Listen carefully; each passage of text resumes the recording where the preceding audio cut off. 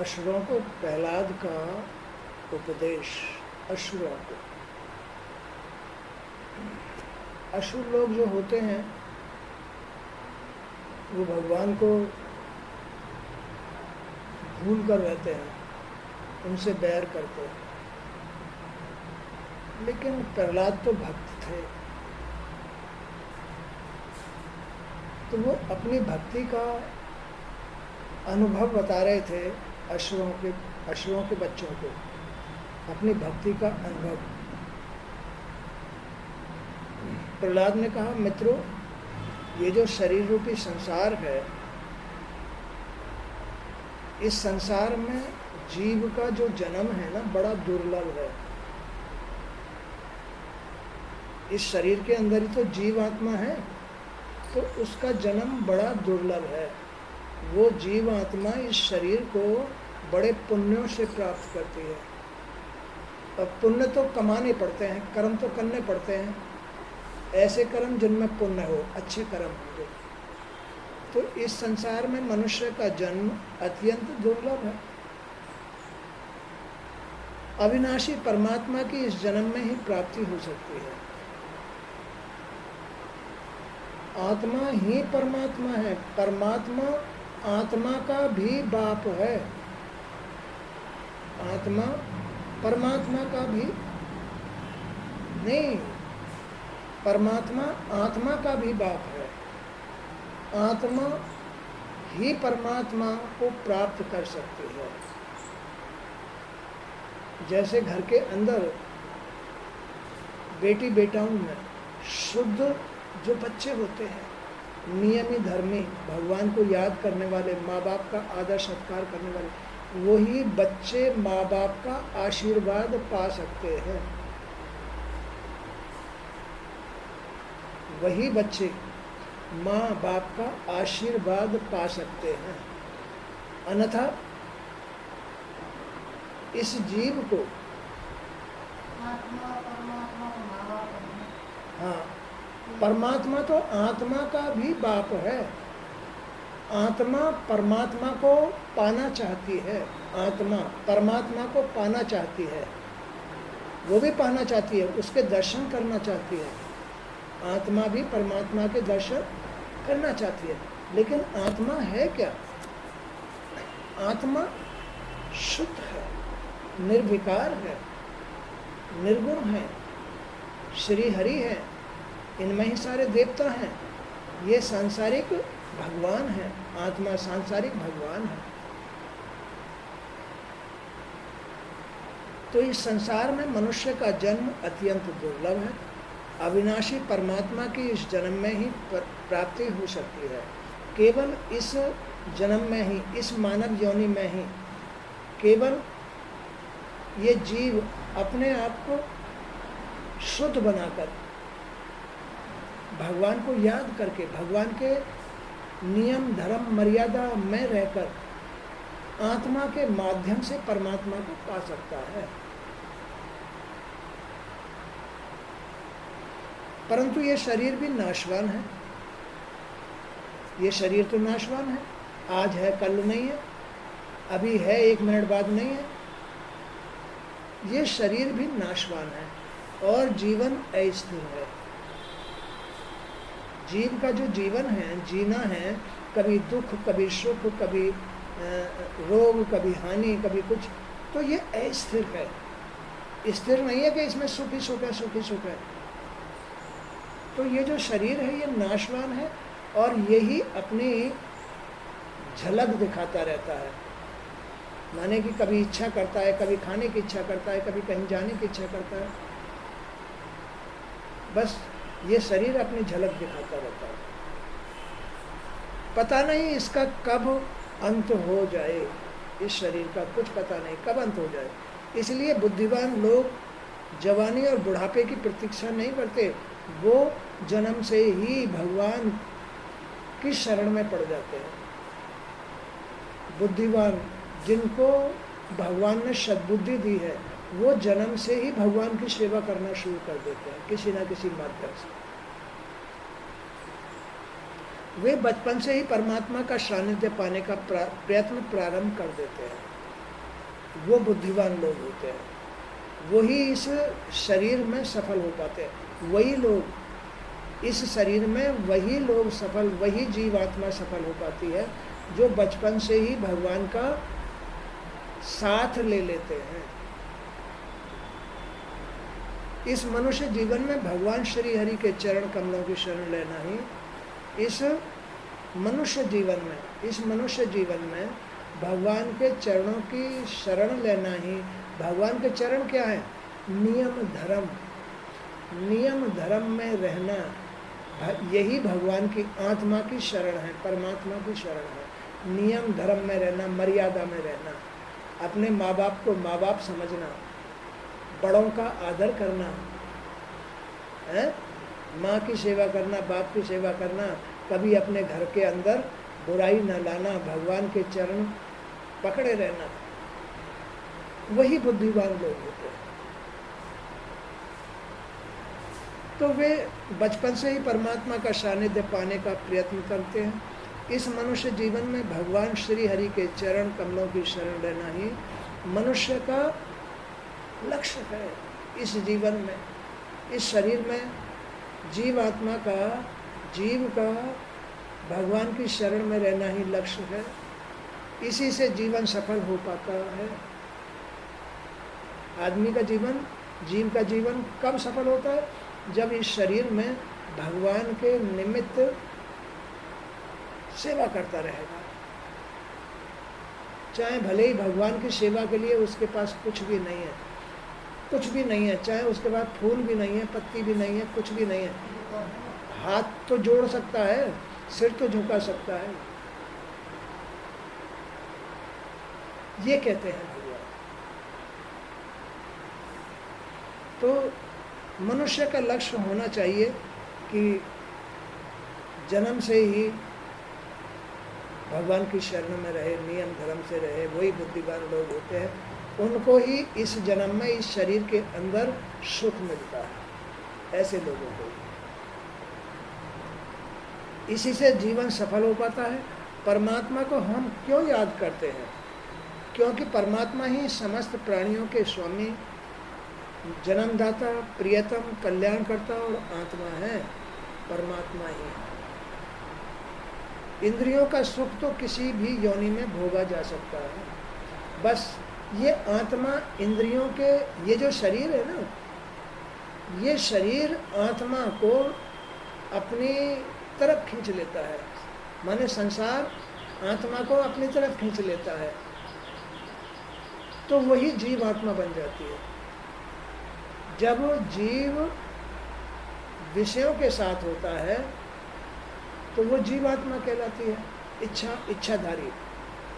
किंतु परमात्मा सुख इसी योनि में पाया जा सकता है। परमात्मा का सुख, आत्मा का सुख इसी योनि में पाया जा सकता है, और किसी भी योनि में आत्मा प्राप्त नहीं होती है।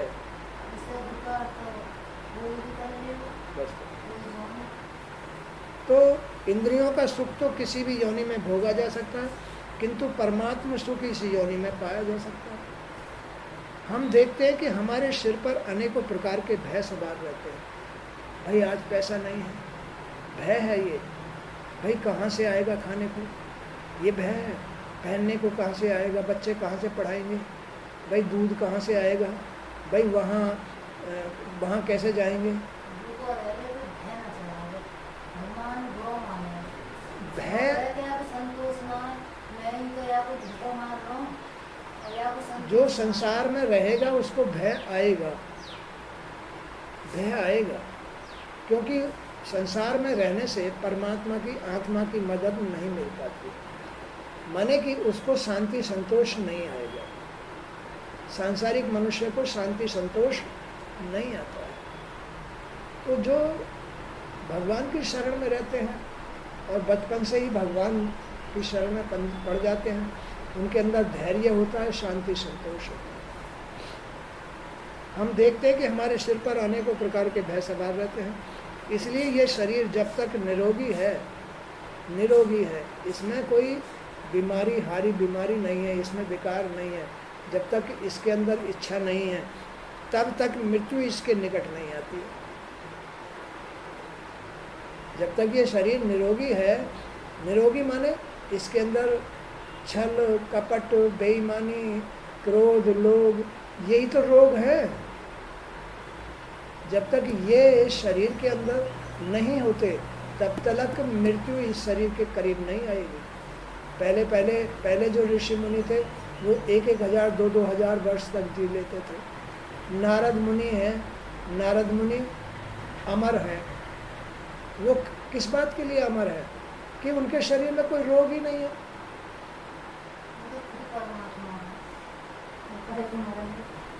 परमात्मा तो परमात्मा ही है, ये परमात्मा के भक्त होते हैं। तो जो भक्त इस शरीर में रहकर भगवान की भक्ति करता है वही भक्त अजर अमर हो जाता है। ये बात बताई है यहाँ प्रहलाद ने असुरों के बच्चों को। जब तक मृत्यु उसके निकट नहीं आती तब तक यह अपने कल्याण के लिए प्रयत्न कर सकता है। जब तक शरीर निरोग है, जब तक शरीर में विकार नहीं है, तब तक वो अपने कल्याण के लिए प्रयत्न कर सकता है। और जहाँ शरीर ने आत्मा को अपनी तरफ रिझाना शुरू कर दिया, कैसे? ये शरीर कैसे रिझाता है? ये संसार कैसे रिझाता है? पैसा दिखा करके, वैश्याओं के नाच गाना दिखा करके। किसको? आत्मा को। ये संसार ये आत्मा ना रह करके ये जीव बन जाए। तो ये जो शरीर है ये आत्मा को इस तरह से अपनी तरफ खींच लेती है विषय विकारों से, और वो फिर आत्मा ना रह करके जीव बन जाता है। अब वो जीव मजबूर हो जाता है बेचारा, इसलिए उसको भय होता है कि अब कहाँ से आएगा। जब वो आत्मा थी तब तो उसके पास सब कुछ था, सब कुछ था उसके पास। और जब वो जीव बन गया तो फिर उसके पास कुछ नहीं रहा। हार गया, वो मन से हार गया, शरीर से हार गया, शरीर ने उसको कमजोर कर दिया, मोह में आ गया। आत्मा मोह युक्त हो जाती है।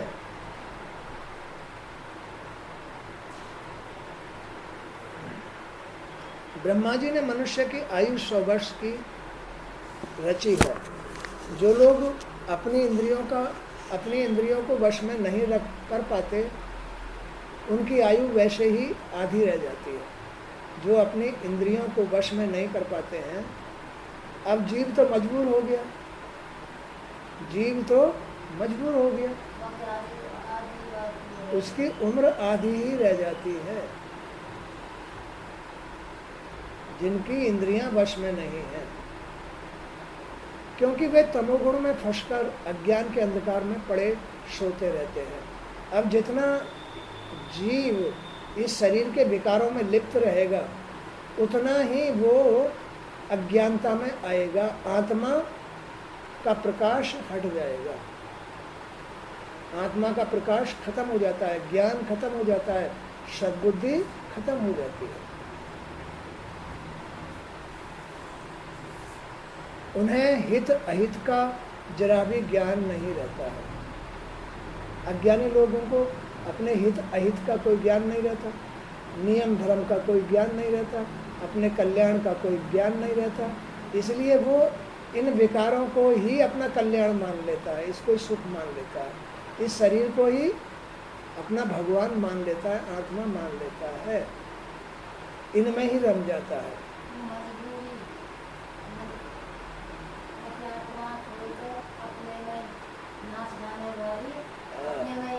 उसे अपने में रमा लेती है, यानी बुराइयां आत्मा को अपने में रमा करके उसे बस मजबूर कर देती है। वही जीव है, जो मजबूर है ना उसका नाम ही जीव है। आत्मा मजबूर नहीं है, आत्मा तो सर्वशक्तिमान है, वो परमात्मा का रूप है, उसके पास तो सब कुछ है। लेकिन ये जो जीव है ये विषय विकारों ने अपने में रंग लिया है, इसलिए ये जीव जो है अब आत्मा न रह करके मजबूर हो गया है। कहाँ से लाऊं, कैसे लाऊं, यही घाटे और नफ़ा नुकसान है। जीव के साथ जो घाटे नफा नुकसान लगे हैं वो यही है ना, क्योंकि वे तमोगुण में फंसकर अज्ञान के अंधकार में पड़े सोते रहते हैं। उन्हें हित अहित का जरा भी ज्ञान नहीं रहता है। बचपन और जवानी इंद्रियों के भोग और अज्ञान के अंधकार में गिरकर ही समाप्त हो जाती है। इंद्रियों के भोग में ही गिरकर ये जीव की जवानी खत्म हो जाती है। शरीर टूटा फूटा हो जाता है, उठता भी नहीं है। तो ये शरीर तो तभी साथ देगा जब ये निरोग होगा, और ये निरोग तभी रह सकता है जब इसको आत्मा का साथ मिलेगा। शरीर निरोग तभी रह सकता है जब आत्मा का साथ मिलता है। अच्छाई का, सच्चाई का, भाव भक्ति का, भगवान का आत्मा का साथ मिलता है तो ये शरीर निरोग रहता है। जब बुढ़ापा आता है तो कुछ करने की सामर्थ्य नहीं रह पाती है। अब जैसे हमें बुढ़ापा आ गया तो कुछ करने की ताकत नहीं रहती है। इस बीच में भी जीवन की अनेक अभिलाषाएं और कामनाएं सारा समय नष्ट कर डालती है। बुढ़ापे में भी मेरा ये काम रह गया, इनका पालन पोषण कैसे होगा, कैसे घर चलेगा, फलाना ढमका। तो ये तृष्णा, ये चीज़ें फिर उसको और सताती है और जल्दी चला जाता है और फिर भगवान का भजन नहीं कर पाता। तो जीवन की अनेक अभिलाषाएं और कामनाएं सारा समय नष्ट कर डालती है। घर बार का मोह, सगे संबंधियों के प्रति आसक्ति, काम का बोझ मनुष्य को इतना अधिक उलझा कर रख देता है कि उसे परमात्मा को याद करने का समय ही नहीं मिल पाता है। इतना उलझा के रख देता है। किसको? जीव को। किसने उलझा दिया? शरीर की जरूरतों ने, शरीर की इच्छाओं ने, मन की इच्छाओं ने उसको इतना उलझा दिया कि वो परिवार के मोह में, जबकि परिवार का कोई भी आदमी उसका साथ नहीं देगा। भगवान नहीं घुमाते हैं, भगवान नहीं घुमाते हैं। भगवान तो आत्मा है। अब आत्मा का तो साथ रहा ही नहीं, वो तो विषय विकास शरीर की जो वासना है ना, उन्होंने अपनी तरफ खींच लिया। तो आत्मा कहाँ रही? वो तो जीव बन गया। तो जीव जब इन शरीर की ज़रूरतों को पूरा करता है तब वो अंधकार में आता चला जाता है, अज्ञानता में आता चला जाता है और अपने हित अहित को भूल जाता है कि मेरा ये नुकसान हो रहा है, क्या हो रहा है। और बुढ़ापे में फिर वो करने के लायक तो कुछ रहता नहीं है। फिर क्या करता है? वो सोचता रहता है कि मेरे यार कैसा करूँ, मेरा ये काम भी पड़ा है, इन बच्चों का पालन पोषण कैसे होगा, ये घर कैसे चलेगा, फलाना ढमका। तो अब और ज़्यादा वो उलझ जाता है। मनुष्य को इतना अधिक उलझा कर रख देता है कि उसे परमात्मा को याद करने का समय ही नहीं मिल पाता। उस सारी उम्र यूं ही बीत जाती है, सारी उम्र यूं ही बीत जाती है। हे दैत्य पुत्रों, इंद्रियों को वश में करने वाला ऐसा एक भी व्यक्ति नहीं है, यानी जिसकी इंद्रियां वश में नहीं है, कोई भी एक भी आदमी ऐसा नहीं है जो घर गृहस्थी, कर्म अकर्म, कर्तव्य अकर्तव्य के मोह में ना फंसा हो। मैं क्या करूं, कहाँ से आ गया ये सब कुछ, क्यों आ गया, कैसे हो गया, ये नुकसान कैसे हो गया, ये बच्चा ऐसा बीमार क्यों हो गया, मेरे साथ ऐसा क्यों हो गया। ये कोई भी आदमी ऐसा इस धरती पर नहीं है जो इंद्रियों के जाल में फंस करके इस बात को समझ सके क्यों आ गया। अब उन कर्मों का दंड है, ये अज्ञानता का दंड है। वह उनसे छूटने का साहस भी नहीं कर सकता। साहस, अब जब जीव कमजोर हो गया और मन हावी हो गया, मन उसे जो है अपने चलाएगा, मन उसको अपने चलाएगा। अब उसमें से निकलने का जी के अंदर कोई ताकत नहीं रहती है। कैसे निकले, इतना मजबूर हो जाता है। मुफ्त में पाए जाने वाले धन को भला कौन छोड़ना चाहता है। अब असली धन क्या है? असली धन तो आत्मा है। आत्मा हो तो वो सदा सुखी रहता है, उसे ना खाने की कमी आएगी, ना पहनने की कमी आएगी, आनंद के साथ जीवन व्यतीत करेगा। फिर ऐसे सुख को कौन छोड़ना चाहेगा? लेकिन क्या करे, जीव इस शरीर के विकारों ने अपनी मुट्ठी में ले लिया है। तो भला कोई मतलब, लेकिन अज्ञानता में आदमी कुछ कर नहीं पाता है, भूल में आदमी कुछ कर नहीं पाता है कि मैं क्या करूं, कैसे निकलूं इसमें से। वो निकलने नहीं देती है, मजबूरियां बन जाती हैं। परिवार का मोह आसानी से नहीं छूट पाता है, इस मोह की कोई सीमा नहीं है। यह विविध रूपों में मनुष्य के मन को भरमाता रहता है, विविध रूपों में, जबकि सबकी मदद करने वाली तो परमात्मा है। लेकिन दूसरा वो यही सोचेगा कि इनकी मदद कैसे होगी, इनकी पढ़ाई लिखाई कैसे होगी, इनका पेट कैसे भरेगा, फलाना ढमका, इन्हीं बातों में उसका समय निकल जाता है। कभी पत्नी के, कभी बाल बच्चों के, कभी माता पिता के, कभी संग्रहित धन के मोह में यह मनुष्य अपना जीवन नष्ट कर डालता है। भोग वासनाओं की कोई सीमा नहीं रहती है। इसे जितना तृप्त किया जाता है वह उतनी ही और अग्नि बढ़ती है, हवस की खोपड़ी बन जाती है। इस ममता मोह में पड़कर वह असावधान हो जाता है। वह सदैव दूसरे के धन और जीवन की चमक दमक पर दृष्टि गड़ाए रहता है। इससे लौकिक और पारलौकिक दोषों की ओर उसका ध्यान नहीं जाता, वे उसे चुपचाप घेरते चले जाते हैं।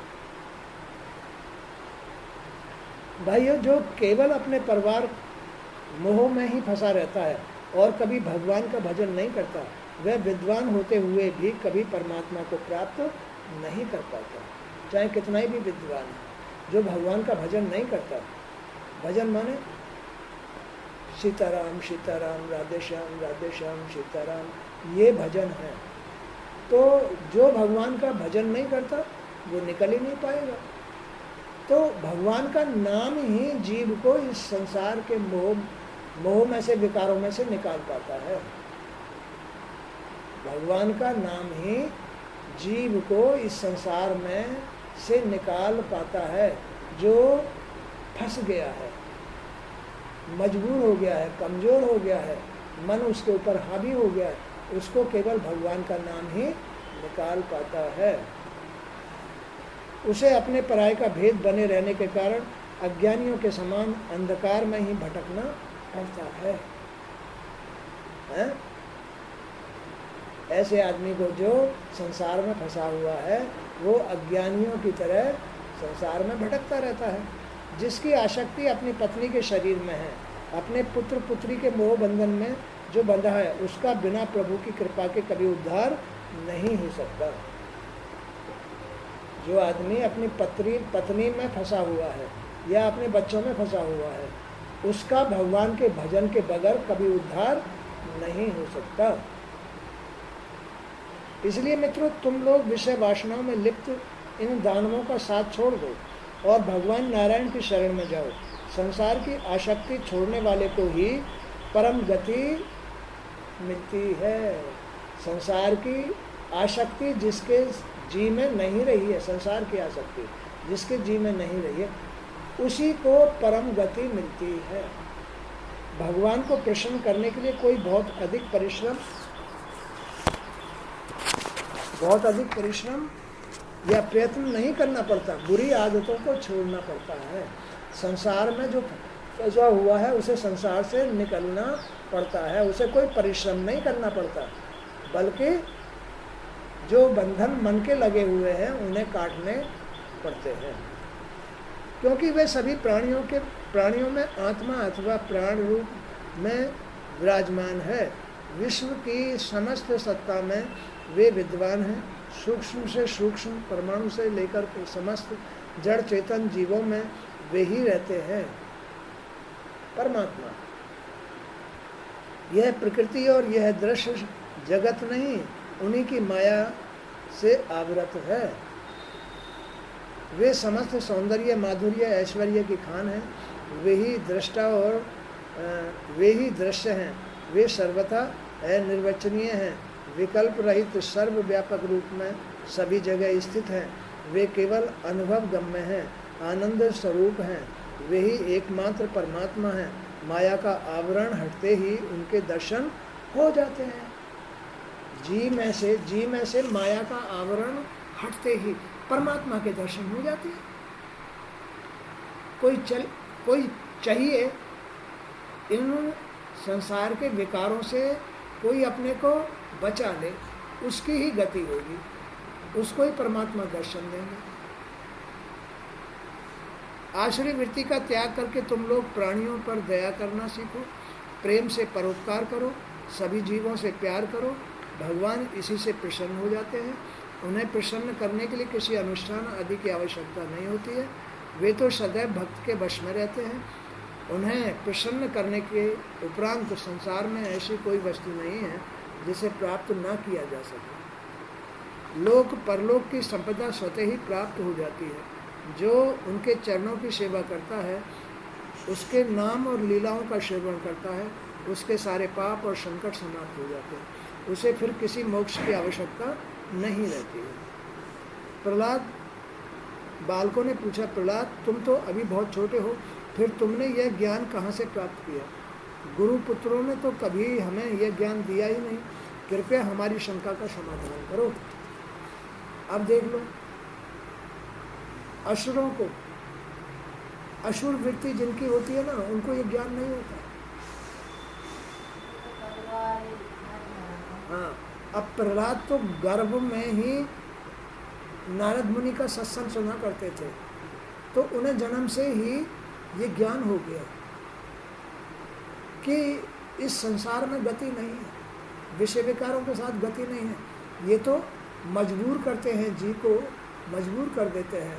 इसके पास न धन रहता है, न संपत्ति रहती है, सब कुछ लूट पिट जाता है, अज्ञान छाया रहता है, भय छाया रहता है, भ्रमता छाई रहती है और निकल नहीं पाता है। केवल भगवान की शरण, भगवान के नियम धर्म और भगवान की भक्ति ही उसको इस बंधन से निकाल भी सकती है और परम गति मोक्ष भी देती है। तो आज का सत्संग यहीं तक। जय श्री कृष्ण।